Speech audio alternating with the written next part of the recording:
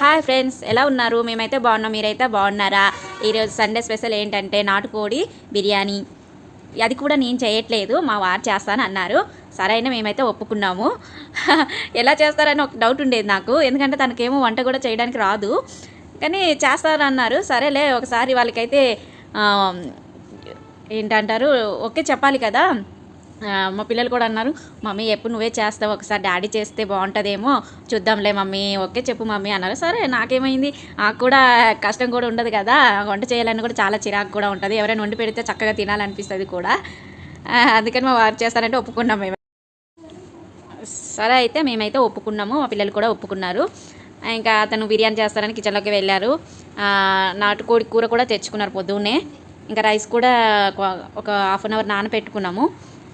ఇంకా ఆనియన్స్ అవి అయితే కట్ చేయడానికి రాదు కదా వాళ్ళకి, నాకు కట్ చేసి ఇవ్వమన్నారు. సరే అని నా ఆనియన్స్ పచ్చిమిర్చి కట్ చేసి ఇచ్చాను. బిర్యానీ మసాలా అయితే పక్కన పెట్టేశాను. ఇంకా అతను ఏమన్నారంటే, నువ్వు బయటికి వెళ్ళిపో, హాల్లో కూర్చోండి మీరు టీవీ పెట్టుకొని, నేనైతే లోపల బిర్యానీ చికెన్ కూర రెడీ చేస్తాను, తర్వాత మీకు పిలుస్తాను అన్నారు. సరే అని మాకేముంది, చక్కగా టీవీ పెట్టుకున్నాము, మూవీ చూసుకొని కూర్చున్నాం మేమైతే. ఆయనేమో ఇంకా వంటకి ప్రిపేర్ అయిపోయారు. ఎలా చేస్తున్నారో ఏమో మరి, చేయలే, ఆయనకి ఒకసారి కూడా ఐడియా వస్తుంది అని వదిలిపెట్టేశాను నేను. బిర్యానీ ఇంకా చేశారు. స్మెల్ అయితే కర్రీ బాగా వస్తుంది.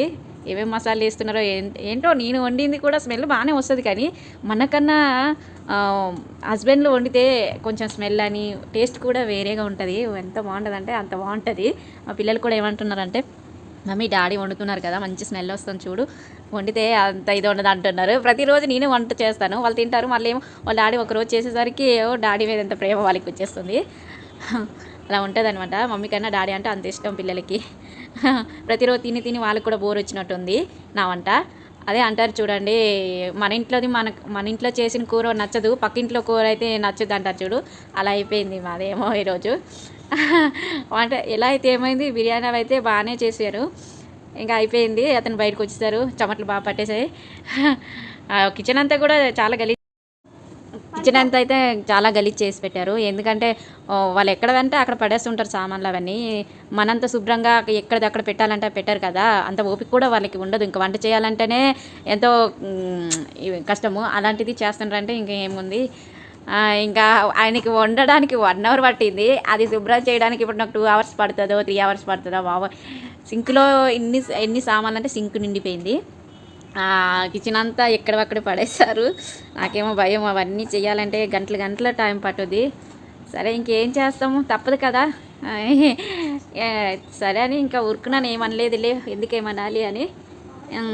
ఇప్పుడైతే తినడం అయితే స్టార్ట్ చేస్తున్నాము. మా పిల్లలు అయితే ముందుగానే తినేశారు, నేనైతే తింటున్నాను. చాలా బాగుంది. చికెన్ బిర్యానీ అయితే చాలా బాగుంది. నాటుకోడి చికెన్ బిర్యానీ నాకన్నా చాలా బాగా చేశారు. మా పిల్లలు కూడా అంటారు, మమ్మీ నువ్వు కూడా ఇంత మంచిగా చెయ్యవు కూడా, డాడీ అంత బాగా చేశారు అని అంటున్నారు. అంతేలేండి, ఎప్పుడో ఒకసారి వండేసరికి వాళ్ళకి అలా అనిపిస్తుందిలేండి.